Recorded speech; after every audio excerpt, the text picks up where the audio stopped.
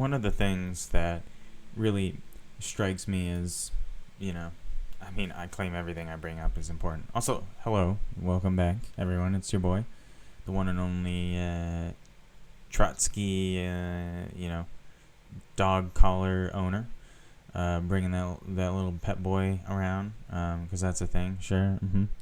And one of the things I really want to bring up with this masculinity series is pointing out some pretty important, as I tried to highlight in the first one, but it's some pretty important reason as to why I think reinventing this is so important, is rethinking, reflecting, taking a second look at everything that feminism has brought to not just women's struggle, but also men's, and how to defeat the patriarchy and toxic masculinity.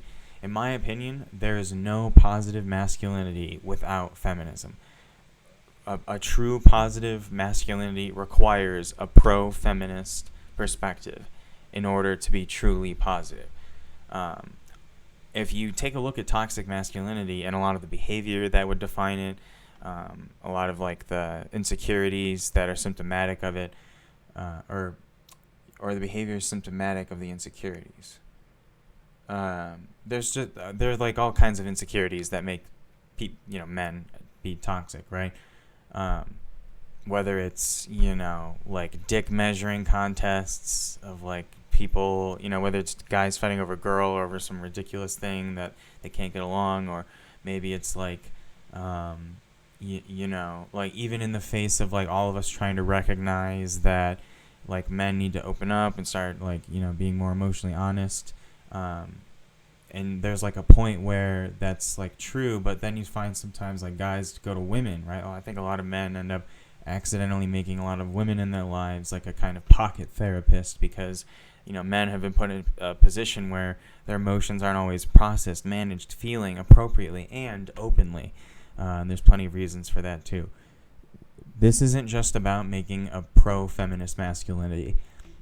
In my opinion, it's up to men to make these things better. It's up to us to choose what... so long as we continue to identify with these gender stuff, because, I'm actually somewhat of a pro, gender, like, redefiner, or, like, whatever that's called. Like, I'm not...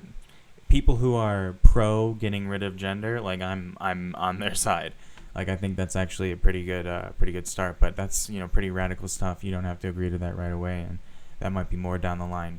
Focusing on what's important right now and rebuilding something that's good and strong and healthy for men, it's up to us. And we can't rely on women.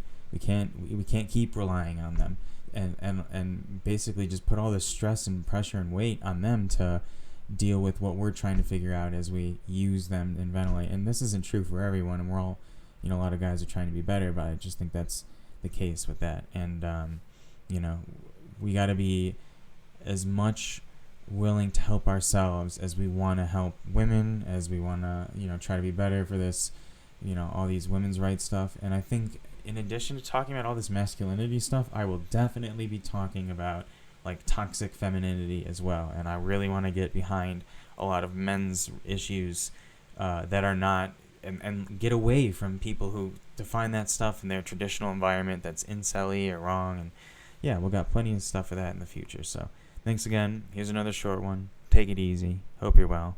Peace and love. Adios.